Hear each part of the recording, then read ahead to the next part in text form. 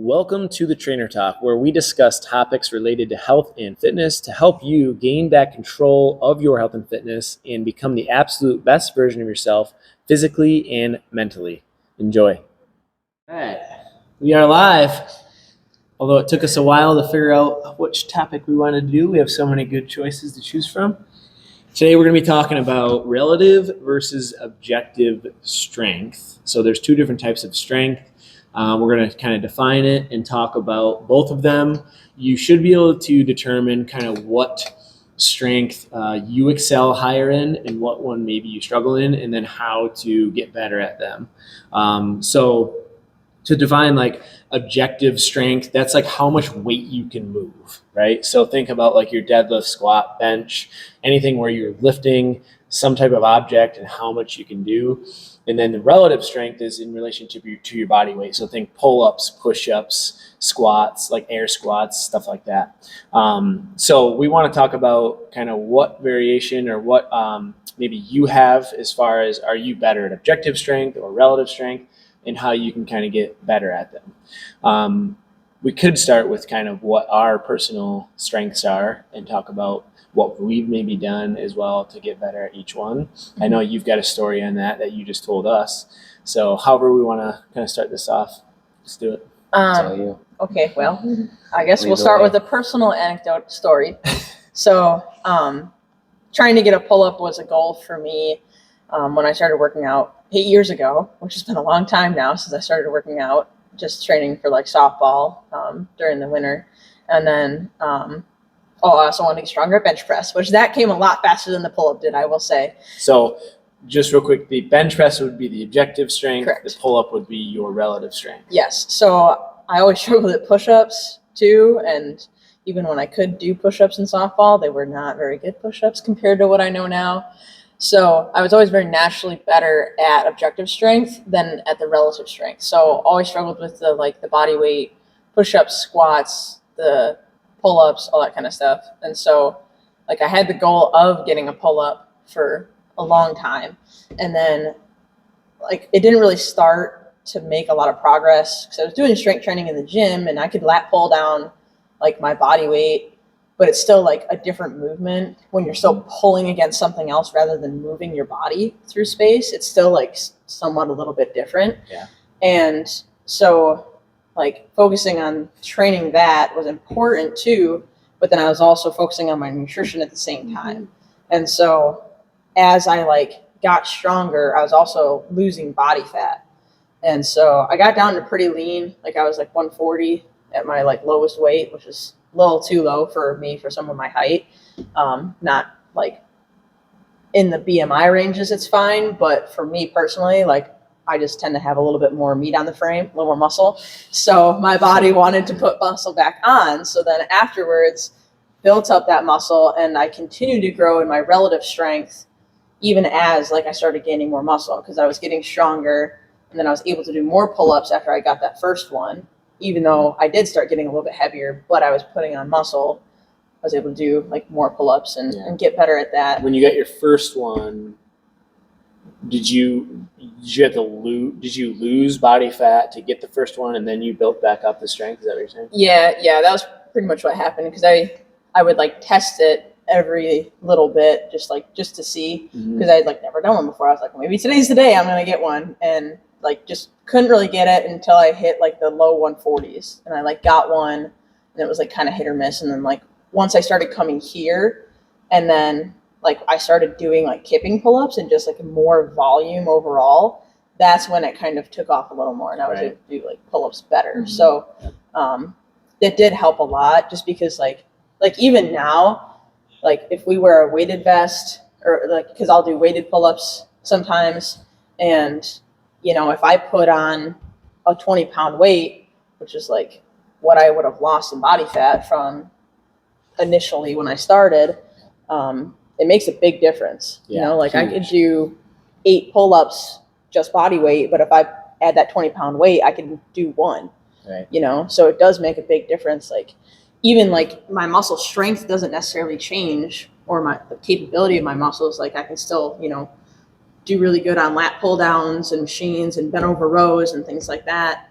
But then once it's like once you kind of like change that variable and you're just pulling more weight, it just does make it harder. And then you don't have as much stability as a machine would offer too, which I guess I didn't really think about that when I was training, like with a lat pull down machine.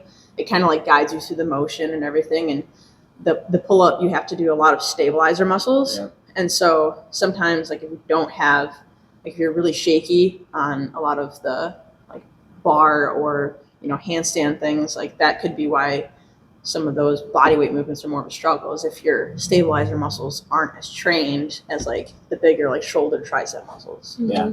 And just to kind of give you guys a really good visual to kind of differentiate the two, picture like the world's strongest men.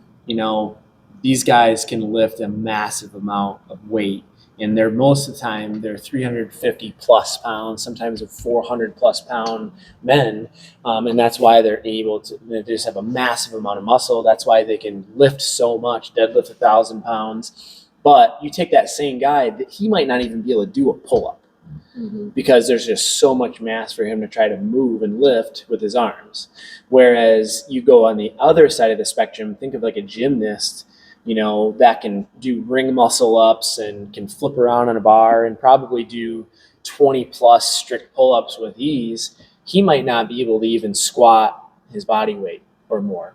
Some of them obviously are really strong, but just as an example, like he's not going to be able to lift anywhere close to what that strong man is able to lift. So that's kind of like the pro and con, is like if you want to be super strong, the more mass you have, typically the stronger you can get.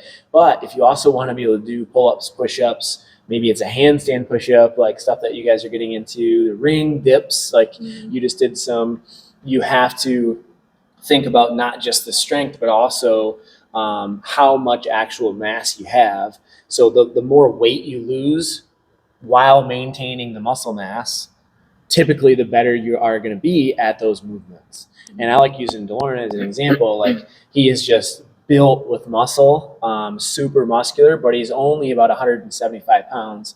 How tall are you? Like 5'8", 5'9". So he's not he's not super tall. So therefore his body weight is relatively light, especially in comparison to how much muscle mass he has. So how many strict pull-ups can you do?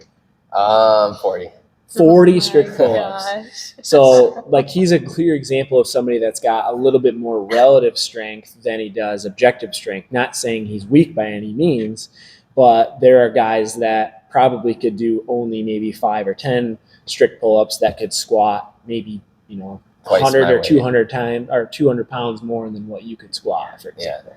Yeah. So, and I think they're both like really cool measurements of strength, like two really cool feats of strength. It's not just like, deadlifting super heavy is super cool. It's like, yeah, it is. And then also like being able to do a bunch of pull-ups is also really cool and impressive. And it just shows how much work you had to put in to get there, but people are just, body size, body type does play into it too. Like, I'm taller for females and I've got longer arms. So it's going to be more challenging for me to do a handstand push-up than it is for Taryn, who's 4'11", and her arms are that's probably where her hands go. So like for me to take that distance to hit my head to the ground versus her, distance over time, it all does add up, and we're born on like one end of the spectrum or the other. Sometimes people are in the middle, like that's CrossFit athletes. Yeah, exactly. They're right in the middle. Yeah, you got to be kind of really good at all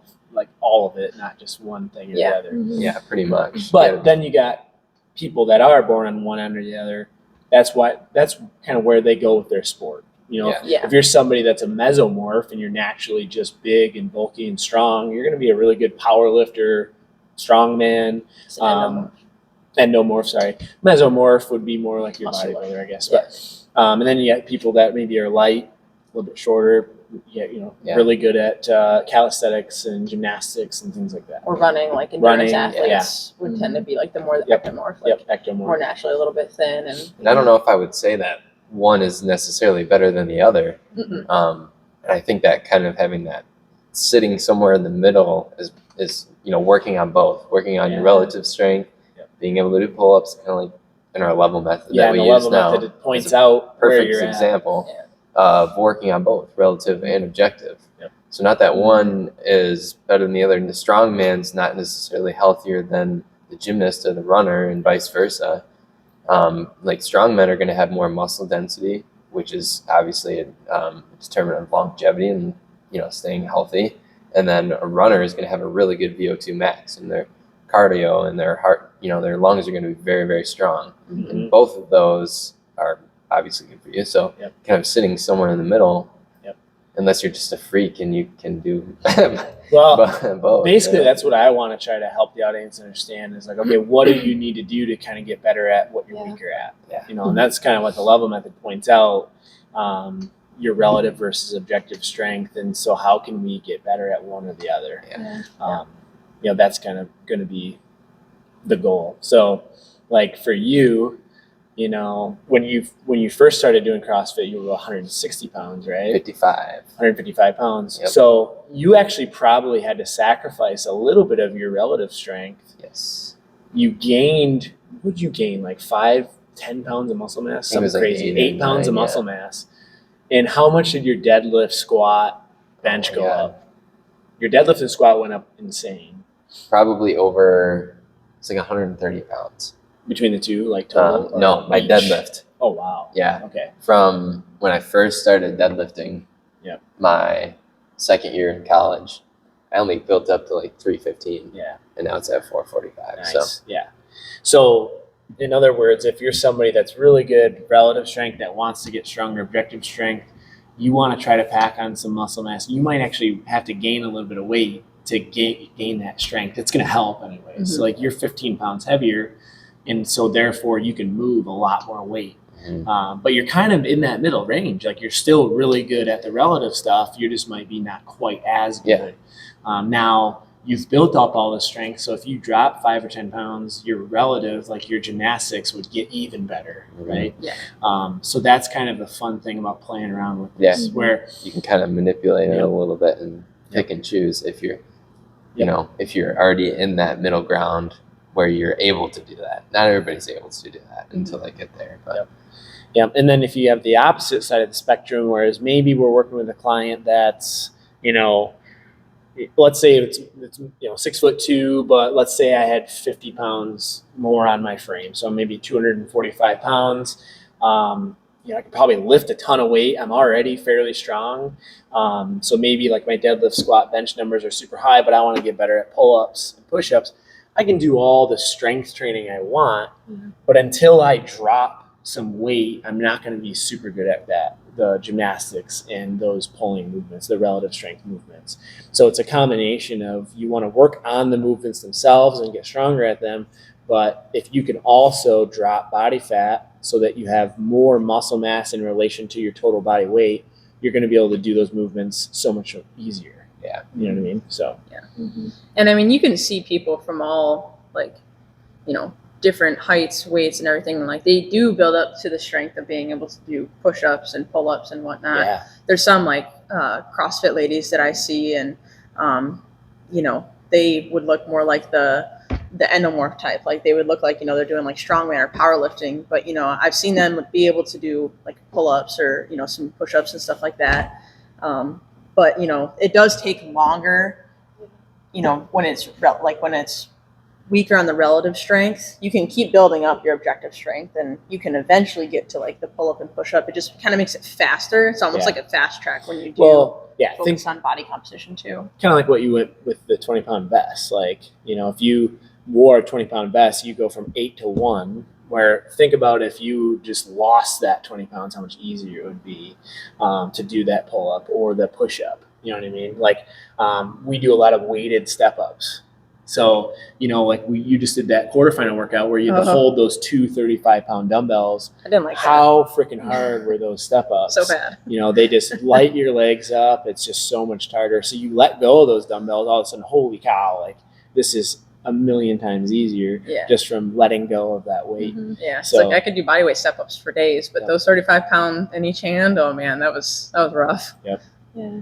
Yeah, so I am like opposite of Bethany. I am more, I'm like the relative, I have more relative strength probably. I guess that's always just come easier for me. Like, I guess like when I first started working out and stuff, I could always do pull-ups and push-ups and burpees and pretty much any body weight stuff. But I can remember when this is before I even came here, but the first time I tried using the barbell at all for squats, deadlifts, and bench, like just lifting the bar was hard for me. I remember barely being able to squat with 10s on each side of the bar. I remember the first time I put 25s on each side of the bar and just did a few reps, and that was like something that I really had to work towards. And it probably wasn't until I started coming here and we were doing more of a program, and I was actually like consistently like working on those heavy lifts that I finally was able to put some muscle on my body. My weight did go up a little bit, but my muscle had gone up and my body fat actually went down even more. Yep. And I gained a lot of strength. And then I would say even like coming back postpartum, again, the same thing. Like I've had to work a little bit harder for my objective strength, but the relative has come quicker to me, I guess. My endurance pretty much stayed good even through like postpartum. So that's just something that's been more naturally easy for me. Not that pull-ups and stuff are easy. I still had to like work towards them, but they've come back quicker than like squats and deadlifts and cleans and snatches and stuff like that. Yep. So Yeah, that's just kind of like the type of body that we have. Yeah. Yeah. We're kind of the same, like, smaller, shorter, Yeah. stockier build. Like I've always had type 2 muscle fibers. We kind of talked about that a little bit. We're more explosive, fast acting, like quick sprints, quick lifts, heavy lifts. Being able to do a bunch of pull-ups, those quick movements. I've always had those. So I was a sprinter, but my endurance, long runs, not good in high school until I started training it. And so that's just like relative and objective strength. Just because you're, really good at one thing doesn't mean you can train for the other. So just because I was naturally fast doesn't mean that I can't get better at long distance runs and things like that. And then vice versa. So I got really good at running long distance. And then I started doing CrossFit and, like you said, gained 15 pounds, and most of it being muscle. So I kind of went back and forth a little bit. Yeah. Right. And so, that's another good thing that we can talk about. And you kind of just pointed out is like when you started following a program is where you noticed like the difference happening. So, if you do want to get better at a pull-up or get better at push-ups, or maybe you are somebody that wants to gain that objective strength and get better at squats and deadlifts and bench press, things like that, like you've just got to train that with more volume than everything else to really make a big impact. So I guess if somebody walked in, maybe it's a current client. So let's just imagine we've got some current clients. They maybe do 2 or 3 classes a week, and they really want to be able to do their first pull-up or push-up. Like, what would we suggest to them as far as adding into their current workout programming to be able to get to that point to help them? Like, how often should they practice it? Things like that. Honestly, the more the better, to be completely honest. But I'd say at a minimum, you want to be doing, like, if it's a pull-up, that's a goal of a lot of people, is like you want to train that 3 days a week for at least spending 15 minutes of doing some sort of a specific pull-up program, where it's, you could do it before class, after class, days that you don't do class, doing like your negatives, your chin over bar holds, Scapular pull-ups. Scap pull-ups, like just trying to build as much strength, like relative strength in your upper back and upper body as you can. And those, like 3 days a week is great. And then, 5 days a week would be really good. Like if you wanted to, like what really kind of sets it apart, like with doing CrossFit, when I started doing it 5 days a week, we did full body 5 days a week, 6 days a week. And, I put a pull-up bar in my room because I could do one pull-up at that point. And so I'd do a pull-up every time I'd walk through. And then that's like, it kind of pushes you forward, right? Yeah, it just kind of adds up the more you do it. It's all about like repetition and like putting in the time, putting in the work. It's like, it might take years of like really working towards that to like build up the strength. But you also really need to focus on probably dropping body fat. So if you're somebody that has some body fat to lose, like so a good way to do it would be like to try to do a body scan and figure out what your body fat percentage is. how much body fat mass you have. Yeah, it would definitely help to do Because that I as mean, well. if you take like me for example, like the one day we were sitting back there doing our meeting, and I had said I couldn't get a ring dip, and I said I lost however many pounds, and DeLorean goes, well, now you can probably get a ring dip because like you weigh less, so that's less weight that you have to push up. Yeah. And I hadn't really been practicing them a ton, like maybe 1 or 2 times a week, and I got one. And it's been the same thing with my pull-ups. Like as I've lost weight and I'm don't have as much weight to move around, I've been able to do more of those as well. We just proved that. Yeah, we just proved it. I did we more we pull-ups made than I have. Caitlin retest her pull-ups. She went from 1 to 4 straight Yeah. pull-ups. Yeah, and that's, I mean, I really truly haven't, but I've been working out Consistently. my whole body consistently. So yes, I think programming and doing them consistently, but also looking at your body and seeing like where you're at and if you need to lose body fat or not, if you need to put on muscle, like Yeah, could go the just other way kind too. of, Yeah, because kind of there's people like, for me, honestly, like I am a really hard gainer. So like I spent the last 13 years of my life trying to eat as much calories as I can and try to gain mass. And my body just likes to be right at about 190, 195. And for somebody that's 6'2", it's not super heavy. Like, so I'm a really hard gainer. But so maybe you are somebody that's like, oh man, I just want to be able to squat, bench, deadlift more. You might have to actually focus on gaining more weight, like kind of like what I said with DeLorean. Like he put on 15 pounds, and although he was like, man, my pull-ups aren't quite as good as they were, but your freaking deadlift went up 130 pounds. Yeah. So it's like kind of give or take. Yeah. It's hard. It's really, really hard to focus on both. Yeah, it is. Yeah. Can't have That's your cake one thing And I that's learned. where you just try to maximize both. So that's where like our CrossFit programming, we're working on full body, all these movements every single week, sometimes more than once a week. Yeah. Something else I do want to point out is like people look at what we can do and like, oh man, they can do all this crazy stuff, like walk on our hands and do the rope climbs and ring muscle ups and pull ups and all this stuff. And people are like, oh, I wish I could do that. But what they don't realize is like some of those specific movements we spent 4, 8, 12 weeks doing 3, 4 days a week. Like remember when you were focusing on mostly as a gymnastic stuff and you were following a specific gymnastics program, but it was like leading up to the Open. Yeah, muscle and program. So you were doing that type of training multiple days a week, focusing on that on top of all your other stuff. Yep. So it was like you were adding in on top of your 5 days of training an additional probably 3 sessions of 10, 15, 20 minutes where you were practicing specifically gymnastics movements. Yep. So it does take that extra effort. Yeah.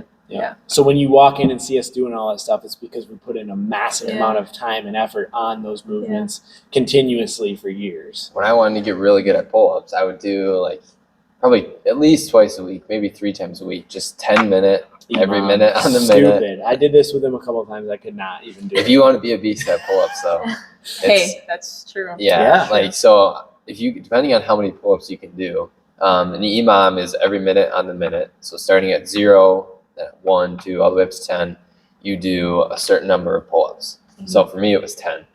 So it's 100 pull-ups. Yeah, you want to pick a difficult number that you know you can do for 10 sets. So maybe you can do like 5 or 6 pull-ups. Okay, maybe you want to do like 2 every set. Something doable, but at the end it's going to be pretty tough. Yeah, and that adds up. Yeah, you get that volume. You do so much volume. Yeah, and that's the Quick, key right it's there. simple. That's the magic. It's getting in volume. I want to That's try that. That's a big thing. Like even just 1 pull up every minute on the minute, or like, 1 to 3. Even if you did do like a really like the lightest band that you can, trying to build that strength. Like instead of doing a ton of reps, like really focusing on that strength range of like 3 to maybe 5 reps, and for sets, like that would be really good just to like build that strength. And then I did want to touch on like when you're trying to chase one end of the spectrum or the other does sacrifice. So like for me personally, or like you could probably talk on this too, like you probably cut back your body weight training to train more strength lifts. Because like you only have so much time in the day and so much energy, right? And you can only focus on so much at once, that we kind of talked about. And so you maintained as much of your body weight strength as you could while gaining more of the objective strength. And then same thing, but flip Uno reverse for me. Like I haven't been I don't remember the last time I deadlifted very heavy or like back squatted really heavy. I've been front squatting because that's also a weakness.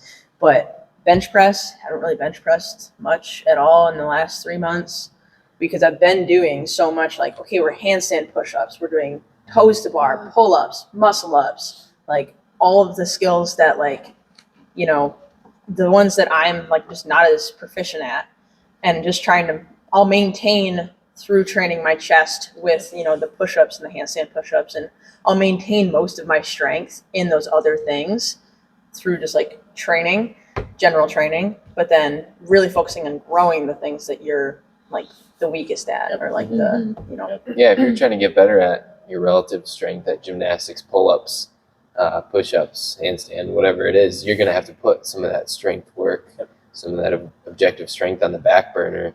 Yeah. And like that's what I did when I put objective strength and heavy lifting before relative strength for a while, and I just tried my best to maintain that. So I was doing a lot less volume, and if it's there, it's somewhat easier to maintain if you already have it. Yeah. You definitely you don't have to do nearly as much. So I've for the most part maintained most of it and just gotten stronger. Yep. So. I actually had to do that as well. Like when I was first getting into CrossFit, we did what I would call more of like a power building program. We did a lot of powerlifting and bodybuilding, and I did like the Barbell Classic back in 2019 or 2020, and I had a 460 back squat, 520 deadlift, and I think I hit a 325 bench, which my best bench ever was like 345. And throughout CrossFit, you know, my numbers on those have actually gone down a little bit. So like my back squat, honestly, I'd be happy if I hit 405 right now. Deadlift, I could probably still do about 475 to 500. Bench press is still right around the 315. So it has gone down a little bit, and I could be mad about it. I'd be like, oh man, I'm not as strong as I was. What the heck? I'm doing all this training. But my gymnastics, my Olympic lifting, my endurance, everything's gone up tremendously. You've been able to move your body. I'm moving my body way better, way more functional. Yeah. So you do have to trade off a little bit in order to gain in other areas. That is something that's going to happen. It's kind of like the people that, unless you're brand new to working out, like if you've been working out consistently and you're like, oh yeah, I really want to like shed 15 pounds of body fat, but I also want to get way more muscular. It's really hard to do. You kind of have to do one or the other. You've got to either drop body fat or gain a bunch of muscle. You can't really do both at the same time. Now you can drop a bunch of body fat and try to maintain your muscle. Yeah. That way you do keep your strength. Yeah. And then, you know, vice versa. You can try to add a little bit of muscle without putting on too much body fat, but it just takes longer, right? So yeah, there is a little bit of a trade-off to that, to both of those things. But yeah. And it really comes down to like what your overall goal is. It's like, is your like main goal, is it to get better at your body weight, your relative strength? Like, okay, then, you know, you might have to sacrifice in some other areas, or maybe it is to gain that objective strength. It's like, maybe you do have to sacrifice, like maybe put on a little bit of body fat if you're super lean. Like you probably maybe went up a little bit in like your body fat, or at least like stayed around the same or something like that. But just, you know, kind of picking and choosing, like maybe you do just want to be overall really balanced, and like, okay, that's okay, but you're just not going to be the best at any one thing, right? And that's what CrossFitters basically are. Like, you know, with functional fitness training, like you're not trying to be a strongman, you're not trying to be a gymnast, you're trying to be, you know, take components of that and still be, you know, pretty strong relative to your body weight, and then still be able to lift pretty strong objectively, but not too far in any one extreme. Right. And just an example of that, I was actually looking at the quarterfinal like leaderboard the other day just for fun, like the men's, and the number one guy, he didn't even have like a, you know, top 5 finish, you know, and I had to scroll to try to find like, okay, who was first place in each workout, and it was always a different way different person. Like the person that got first in this workout was like 200th in a different one, you know, so it was so even though he wasn't the best in any one area, you know, he was top 50 in all 4 workouts. So you have to be good at all those different things, if you want to be a well-rounded, just kind of good at everything. And to go on with that, just as one more kind of clear example, and if I was going to leave you guys with any advice, is like focus on what the goal is, like Bethany said, and then come up with a plan to get better at the goal. So, for example, like when I was trying to get double unders for the first time, it probably took me 2 full years before I got proficient at, like, I can grab my rope and hit 25 to 50 without breaking. It took at least, and there's still times where I grab my rope if I haven't done it in a while and I can't get 50 in a row. But it takes years. Like, that is just an example of something that took years. Same thing with the handstand walk. Like, I tried the first time I did my first 15-foot handstand walk. It took me 2 hours of falling on my face before I actually did it. And then it took years of practicing before I could do it consistently. So whatever you do want to do, you've got to do it multiple days a week. Like, I would recommend at least 3. At least 3. 5 would be great. 3 to 5. Like somebody that's working on it right now, like Katie Tovar, she does the 6:15 Fit Camp. So she does whatever the program workout is. And then after class, she grabs that rope and she tries double unders for 5 or 10 minutes. Doesn't take very much time, 5, 10 but minutes. but she's doing that every single day. So if you do that every day, every week for a year, like by the end of the year, I'm 100% confident that she'll be able to bust out 25, 50 double unders in a row. She's already gone from not being able to do any, a few months ago, to I think like the most she's gotten is like 18 or 20. So she's already getting way, way better just from throwing it in for 5 minutes at the end of every workout. And that's like Bill too. Like, I mean, double under, just learning like alternating, one double, one single, and like did that for forever. And then all of a sudden goes into the CrossFit Open workout and busts out 50 unbroken. And I'm like counting their judging and I'm like, she's not gonna break. Okay. Yeah. He just like kept going. And I'm like, oh my gosh, like where'd that come from? And he's like, sometimes I don't know. it just clicks. Like you just have to put the volume in and all of a sudden it's like, boom, you got it. You never know when it's going to happen. It's just like so frustrating for so long when you're trying to learn something new like that. But that's what happens. One day you get it and you're like, how did I just do that? But it's because you have worked on it for so long, and all of a sudden it just comes to you. Yeah, even if you feel like, oh man, that was a bad session. Like, oh, I didn't get any further on my pull-up. I didn't get any further on my push-up. I didn't get any further on my double unders. It doesn't mean you're not getting better. Right. Like it just takes, it's all of a sudden that one day, like, holy shit, I got my first pull-up. Yep. Holy crap, I got my first double under, or whatever it is. You just got to keep putting in that work. Yeah. Yep. It's good. Awesome. Any final thoughts? No. Okay. Hopefully this was helpful. Hopefully this will kind of open your eye up to like the relative and objective strength and how to get better at one or the other, kind of where you're at right now, and start setting some goals, coming up with a game plan on how to kind of get better at whatever you do want to improve on. If you have any questions on this, obviously let us know. If you need some tips on like programming options for, because obviously you can't just walk in here and like, okay, I'm just going to try a pull-up every day. You got to, like we said, like use the bands, do scapular pull-ups, do negatives. You're not going to be able to walk in here and just, do a double under real quick. Maybe it's a single, double, single, double, practicing the wrist motions. Instead of just going and trying to do a push up the floor, it's got to, maybe you start with a 24-inch box for 5 to 10 reps. Then you go to a 20-inch box. Once you can do 5 to 10 there, you go to 16. Once you can do 16, then you go to the floor. So it's like a progression over time is what we need to try to focus on too with that. And just understand that it's going to take a long, long time. Yeah. Like everything that we've talked about took years to be able to get proficient at. So. And there's days where you're like, maybe I'm never going to get one. And then all of a sudden that happens. You're like, maybe I'm just not meant to do that. But if you just keep, and then it's like, if you just keep at it, and then like one day all of a sudden something clicks in your brain and your body, it's like a pot of boiling water. Like it looks like nothing's happening. And then all of a sudden it just like starts boiling. And it's just like, it's just that 1 degree, like that one extra, like, okay, we did that one extra session and then bam, it just clicked.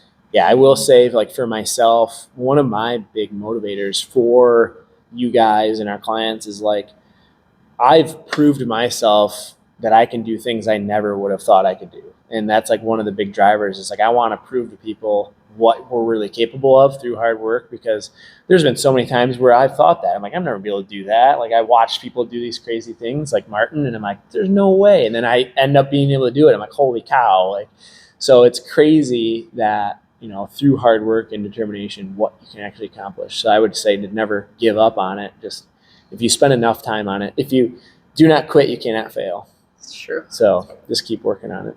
All right.